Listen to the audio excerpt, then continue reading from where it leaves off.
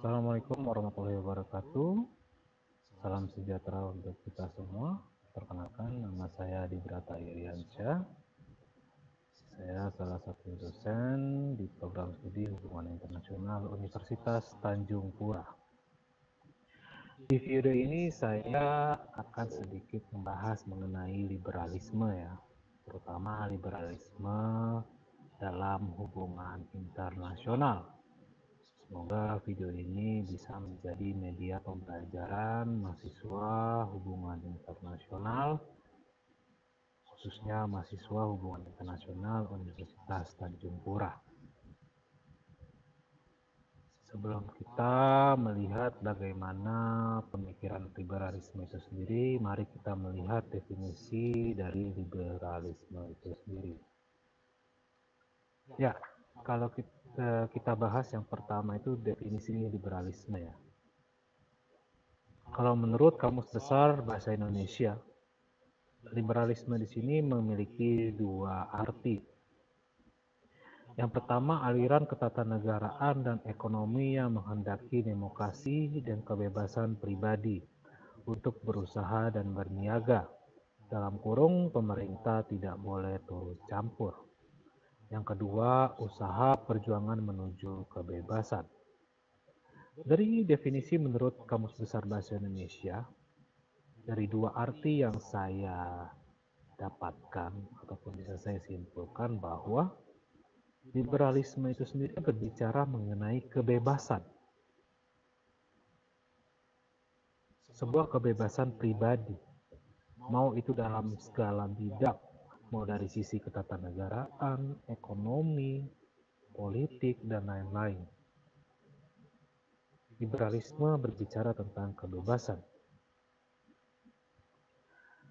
Di sini kita bisa melihat dari John Locke ya, bahwa kebebasan yang menjadi nilai dasar liberalisme itu dipahami sebagai ketidakhadiran intervensi eksternal dalam aktivitas-aktivitas individu.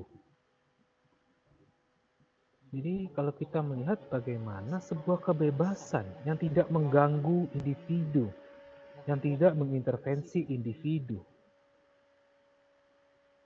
sehingga individu itu bisa meraih kebebasan, bisa mendapatkan kebebasan tanpa khawatir mereka akan terbawa ataupun tercampur atau terintervensi dari pihak-pihak luar yang ingin menghilangkan kebebasan individu tersebut. Kalau kita melihat tadi ya, bagaimana pemerintah tidak boleh turut campur kalau menurut KBBI. Tapi berbeda dengan Rousseau di sini menyatakan bahwa ya pemerintah harus tetap berfungsi menjamin terlaksananya kebebasan. Kita sudah membahas bagaimana liberalisme itu berbicara tentang kebebasan. Kebebasan itu sendiri tidak boleh ada campur tangan ataupun intervensi dari pihak-pihak luar individu itu sendiri. Tetapi walaupun tidak mengintervensi ataupun tidak mengganggu kebebasan individu, pemerintah harus tetap berfungsi menjamin terlaksananya kebebasan itu sendiri.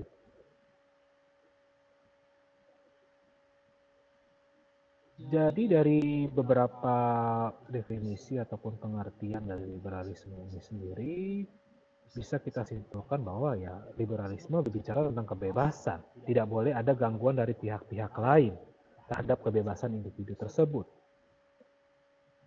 Dan demi kebebasan itu bisa terjamin, ya pemerintah juga harus berfungsi di sini. Kalau kita melihat contohnya mungkin begini.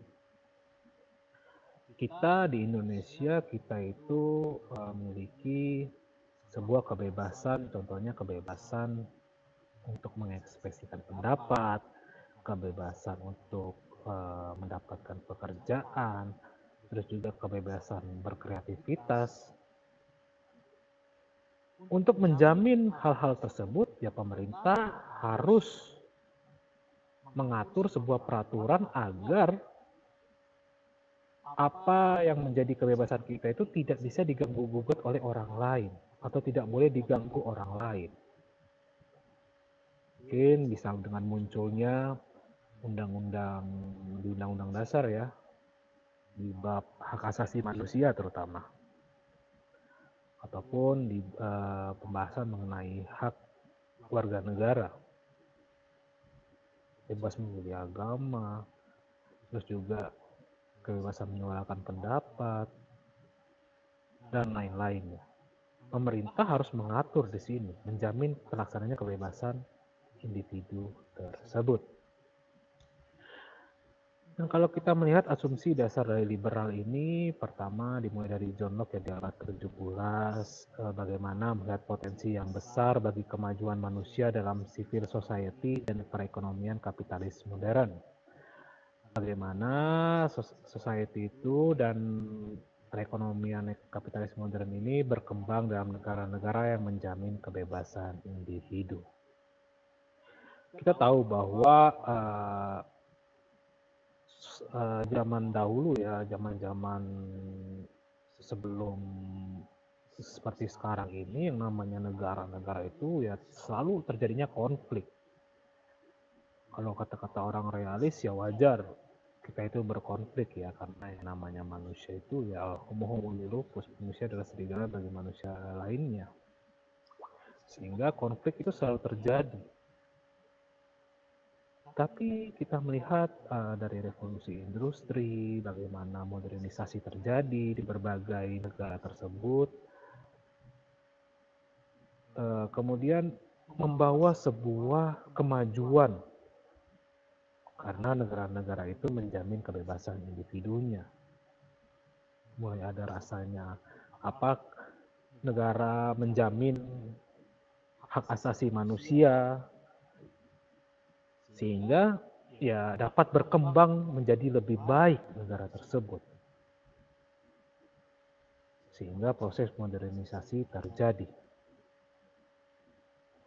Dan modernitas ini membentuk kehidupan yang baru dan lebih baik, bebas dari pemerintah yang otoriter dan dengan tingkat kesejahteraan material yang lebih tinggi.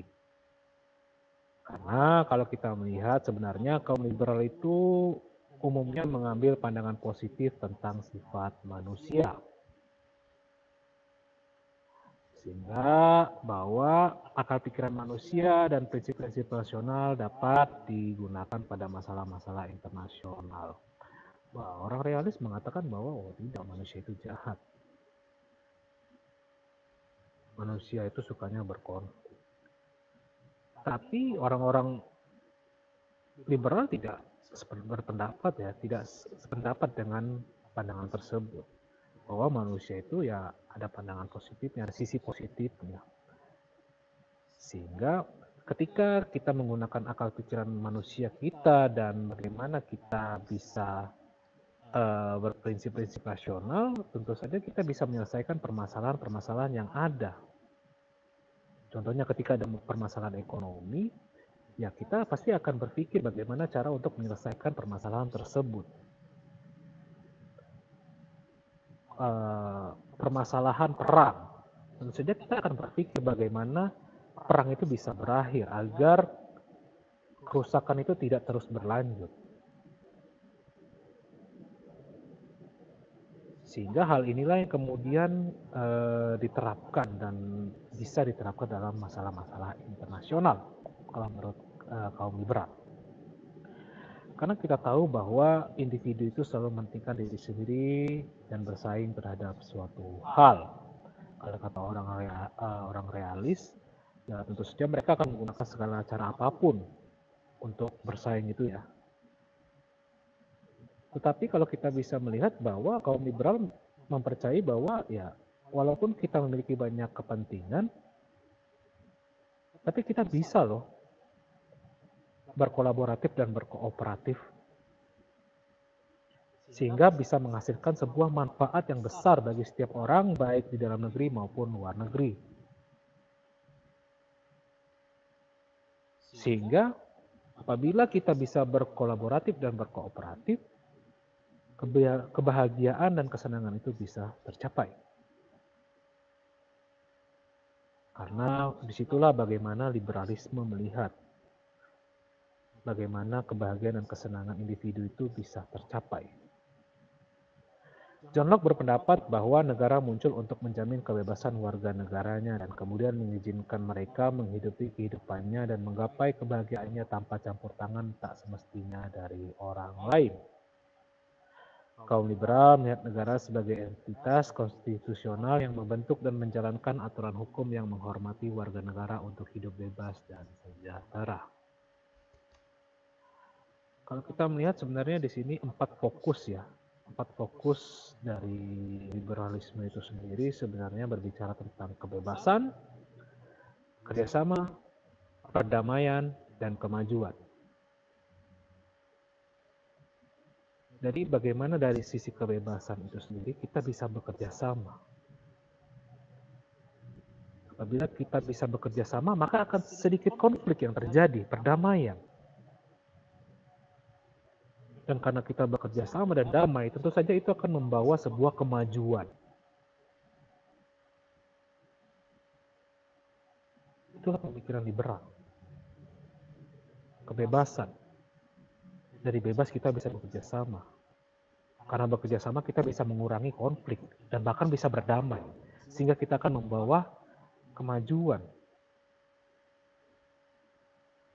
Dan pemikiran-pemikiran pendahulunya dari Locke, negara konstitusional dan kesabaran, bagaimana konstitusi di sini ya, aturan yang kemudian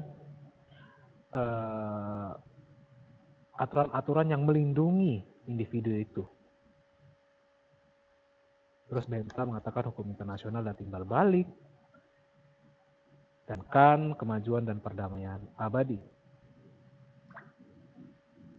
Pemikiran kaum liberal sangat erat hubungannya dengan kemunculan negara konstitusional modern. Karena menurut kaum liberal, modernisasi adalah proses yang menimbulkan kemajuan dalam banyak bidang kehidupan. Proses modernisasi memperluas ruang lingkup bagi kerjasama lintas batas internasional. Kemajuan berarti kehidupan yang lebih baik bagi paling tidak mayoritas individu.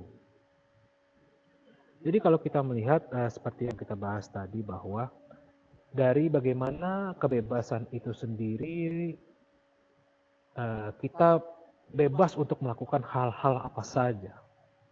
Kita bebas untuk merancang sebuah teknologi baru.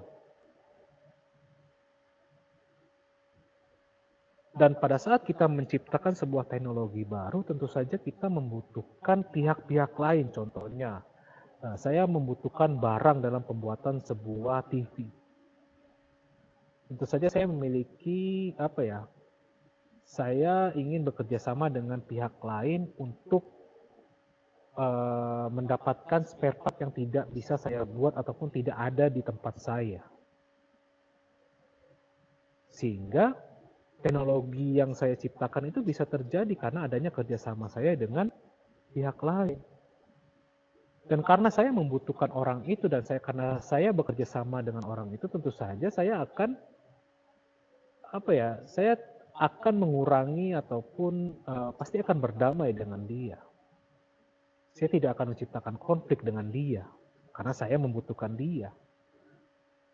Sehingga teknologi yang saya buat bisa terwujud sehingga masyarakat luas bisa menikmati teknologi yang saya buat.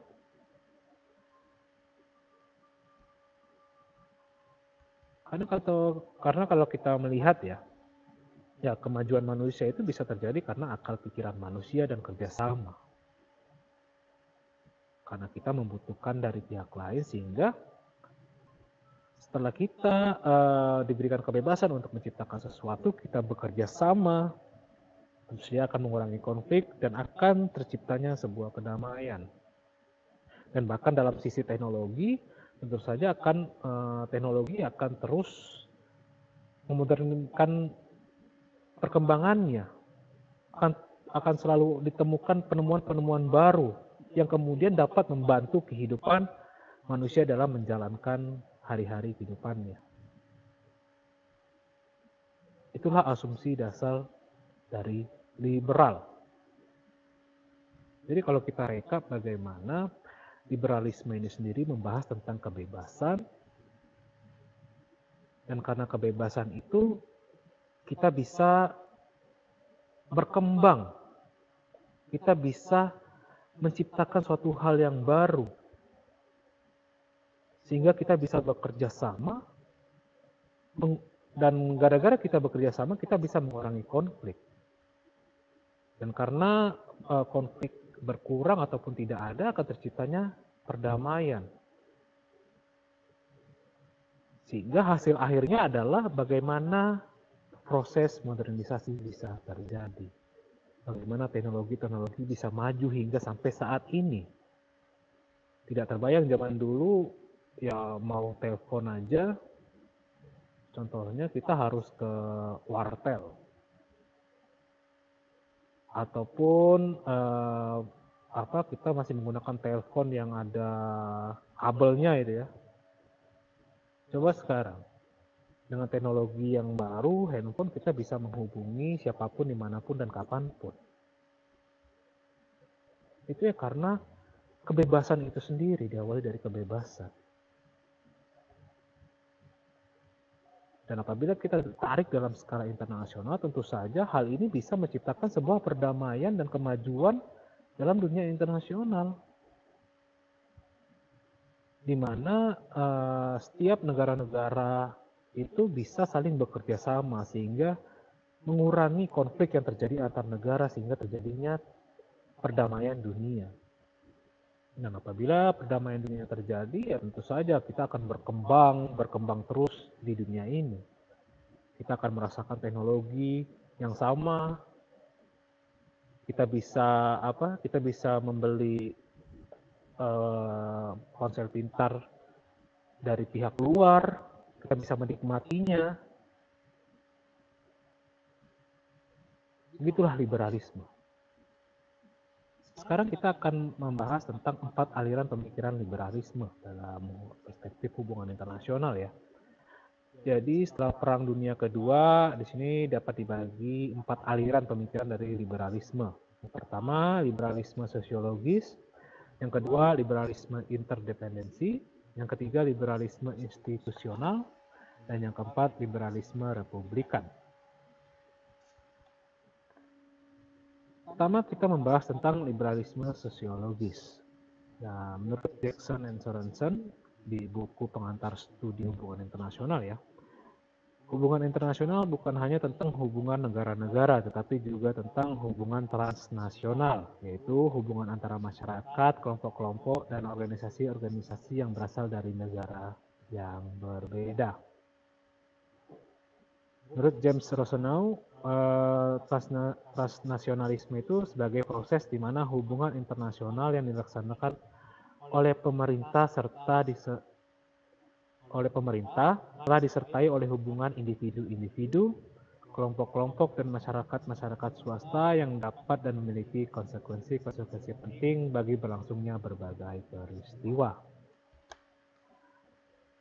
Kalau kita melihat dalam hubungan transnasional ini sendiri, kaum liberal sosiologis, mereka kembali ke tema yang lama ya, dari pemikiran kaum liberal bahwa hubungan antar rakyat itu lebih kooperatif dan lebih mendukung perdamaian daripada hubungan antara pemerintah nasional.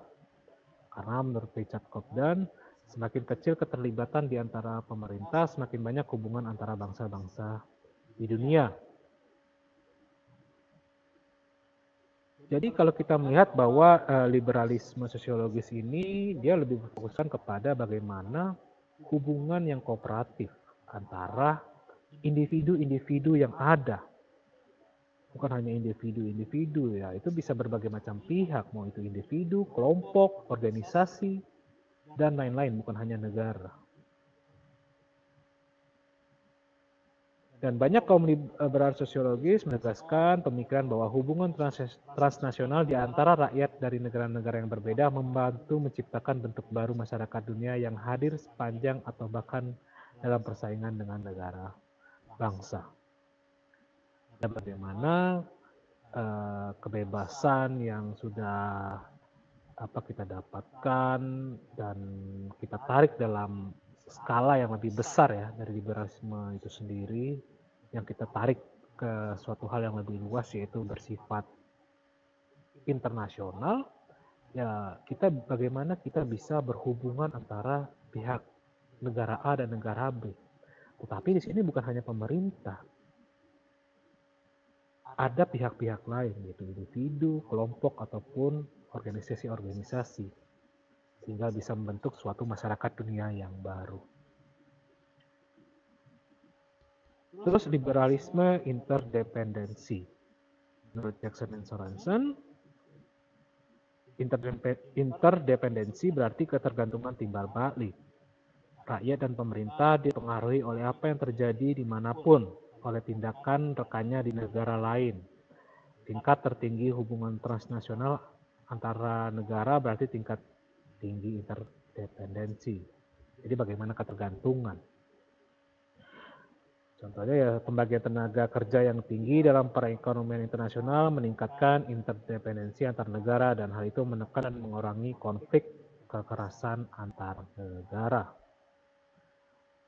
Apabila adanya kebebasan yang kemudian membuat negara-negara itu saling bekerja sama ataupun pihak-pihak yang lain, tentu saja itu akan mengurangi konflik itu sendiri. Materialisasi meningkatkan derajat dan ruang lingkup interdependensi antara negara-negara. Dalam interdependensi kompleks, aktor-aktor transnasional semakin penting. Kekuatan militer merupakan instrumen yang kurang berguna dan kesejahteraan bukan keamanan menjadi tujuan utama dan hirauan dari negara-negara tersebut. Hal itu berarti dunia dari hubungan internasional yang lebih kooperatif. Jadi bagaimana liberalisme itu sendiri menciptakan sebuah kedamaian. Ya karena tidak adanya konflik, mengurangi konflik. Bahkan militer saja itu ya dinilai sebagai sebuah instrumen yang kurang berguna. Karena kita paham setiap negara itu ya pasti akan menjunjung tinggi kebebasan bagi individu-individunya dan pemerintah pun melindunginya. Sehingga saling bekerja sama dalam ruang lingkup internasional dan tentu saja konflik akan bisa diminimalisir seminimal mungkin. Yang ketiga, liberalisme institusional. Menurut Jackson and Sorensen, yaitu mengambil pemikiran terdahulu ya tentang efek manfaat dari institusi internasional.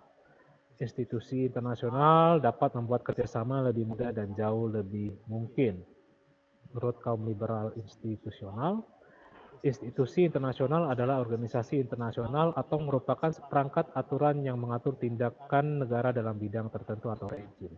Jadi kita melihat bagaimana rejim ini bisa ditemukan contohnya itu di mata kuliah ekonomi politik ataupun organisasi internasional ya, bagaimana organisasi internasional itu kemudian dibentuk berdasarkan kesepakatan bersama negara-negara yang membentuknya, yang kemudian akan mengatur dalam bidang-bidang tertentu ya, dalam bidang-bidang tertentu, contohnya organisasi dalam bidang mengatur perdagangan, ada WTO, sehingga negara-negara yang menjadi anggotanya tentu saja akan mengikuti peraturan-peraturan WTO, sehingga konflik bisa diminimalisir dan semua kepentingan bisa tercapai dari negara-negara anggota tersebut. Institusi internasional itu membantu memajukan kerjasama antara negara-negara dan oleh karena itu membantu mengurangi ketidakpercayaan antar negara-negara dengan rasa takut negara satu sama lain yang dianggap menjadi masalah tradisional yang dikaitkan dengan anarki internasional. Dan yang terakhir, liberalisme republikan. Menurut Jackson dan Sorensen, liberalisme republikan ini dibangun pada pernyataan bahwa negara-negara demokrasi liberal bersifat lebih damai dan patuh pada hukum dibanding dengan sistem politik yang lain.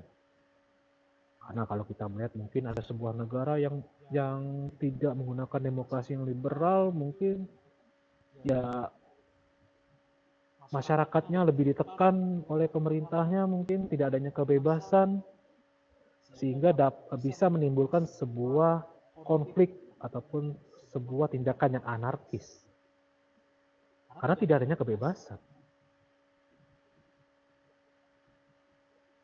Sehingga ya apabila kebebasan tidak ada, maka bisa menimbulkan konflik yang berkepanjangan. Kalau kita melihat negara-negara yang menggunakan demokrasi liberal, di sini mereka kaum liberalisme republikan ya pasti akan damai. Negara-negara liberal itu akan damai karena ya benar-benar menghargai kebebasan. Dan masyarakatnya pun akan patuh pada hukum. Karena mereka diberikan kebebasan, walaupun kebebasan itu ya jangan sampai yang kebablasan, mereka merasa terjamin kebebasannya, mereka bisa dapat hidup, mereka terjamin kehidupannya, mereka terjamin ekonominya, mereka terjamin politiknya, sehingga tidak akan ada konflik. Ya walaupun liberalisme republikan ya negara-negara demokrasi liberal itu ya tidak mungkin tidak perang ya, mungkin ya bisa dikatakan bahwa yang negara demokrasi akan berperang dengan negara-negara yang non-demokrasi.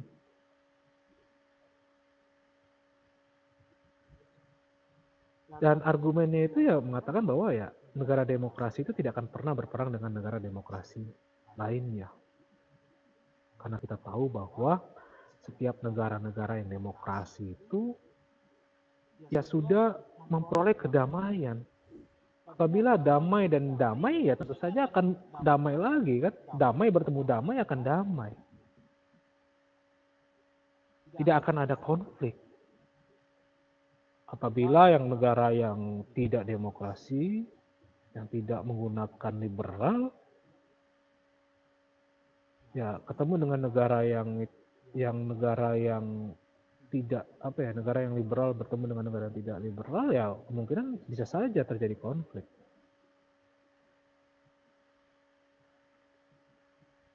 Dan kita melihat banyak ya negara-negara yang tidak liberal itu yang malah berkonflik.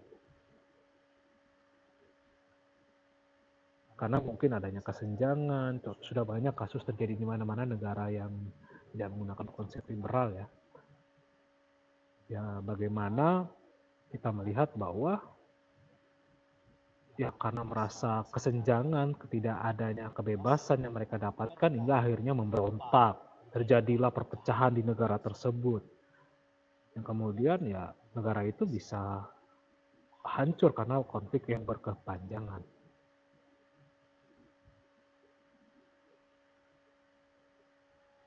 Oke, baik. Mungkin bisa kita melihat bahwa negara-negara demokrasi tidak berperang melawan satu sama lain. Karena ya budaya demokratisnya adalah menyelesaikan konflik secara damai. Itulah liberalisme republikan. Mungkin kalau kita melihat ya sebenarnya dalam liberalisme itu sendiri, bagaimana kebebasan-kebebasan yang ditawarkan oleh kaum liberal ini kemudian dapat memacu manusia untuk lebih berkembang, lebih maju, sehingga kesejahteraan itu bisa tercapai.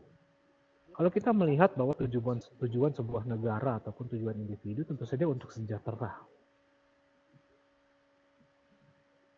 Setiap orang memiliki caranya masing-masing untuk mencapai kesejahteraan. Ada orang yang istilahnya ya dibebaskan berkarya silakan untuk mencapai kesejahteraanmu. Terus ada yang pihak yang kamu tuh harus didikte untuk bla bla bla bla bla untuk menjadi sejahtera. Tapi di sini liberalisme itu menawarkan bagaimana kebebasan itu bisa membuat kamu sejahtera. Bisa menciptakan kemajuan, bisa menciptakan perdamaian. Sehingga masyarakat pun ya istilahnya akan hidup dengan baik, akan mendapatkan sebuah kebahagiaan. Begitulah pemikiran kaum liberal. Sekarang yang akan menjadi banyak pertanyaan bagi kita adalah, apakah kebebasan itu benar-benar akan membawa dampak yang baik bagi kita? Apakah kebebasan itu akan benar-benar mewujudkan kesejahteraan kita? Ini yang akan menjadi sebuah pembahasan yang penting bagi mahasiswa-mahasiswa hubungan internasional. Bagaimana melihat liberalisme itu akankah liberalisme itu membawa perdamaian? Akankah liberalisme itu bisa membawa kebahagiaan? Apakah liberalisme itu bisa membawa kesejahteraan? Dan bagaimana liberalisme di Indonesia? Apakah Indonesia itu sendiri menerapkan nilai-nilai liberalisme? Apakah Indonesia itu bagian dari liberalisme? Ini bisa kita teliti lebih lanjut dan bisa kita kembangkan lagi bagi tulisan-tulisan ataupun penelitian-penelitian, maupun itu saya sebagai dosen ataupun teman-teman sekalian sebagai mahasiswa. Bagaimana sih liberalisme di Indonesia itu sendiri? Bagaimana sih liberalisme di dunia internasional itu sendiri? Bagaimana sih kebebasan itu? Apakah kebebasan itu akan membawa kedamaian? Tapi kalau kita melihat dari sisi liberalisme yang sudah kita bahas, bahwa ya liberalisme menawarkan perdamaian itu sendiri. Liberalisme menawarkan kemajuan. Tinggal bagaimana sebuah negara ataupun individu, negara, kelompok, organisasi itu, bagaimana mereka menerapkan liberalisme itu sendiri. Bagaimana mereka menerapkan pemikiran liberal itu sendiri. Bagaimana mereka menerapkan kebebasan itu sendiri. Dan kebebasan yang seperti apa yang diterapkan. Ataukah kebebasannya, ya kebebasan ada yang dibatas-batasi, ataupun kebebasan yang sebebas-bebasnya. Ini yang akan menjadi pembahasan kita mungkin di berbagai pertemuan, ya mungkin tidak mungkin dengan di video saat ini, mungkin bisa menjadi bahan diskusi teman-teman sekalian. Baik, itu saja dari saya. Terima kasih sudah menyaksikan penjelasan singkat saya mengenai liberalisme ini. Mungkin bagi teman-teman yang masih kurang paham mengenai liberalisme, ini bisa membaca buku dari Robert Jackson dan George Sorensen ya, mengenai pengantar studi hubungan internasional di bab liberalisme, ataupun mencari referensi-referensi lain mengenai liberalisme. Ada di internet, mungkin bisa teman-teman baca dan bisa menjadi bahan diskusi kita di kemudian hari. Pamit kata, saya undur diri. Terima kasih sudah menonton video ini. Dan nantikan video-video pembelajaran lainnya di akun YouTube Program Studi Hubungan Internasional. Saya Adi Brata Iriansa, mohon pamit. Wabillahi taufiq wal hidayah. Wassalamualaikum warahmatullahi wabarakatuh. Salam sejahtera untuk kita semua.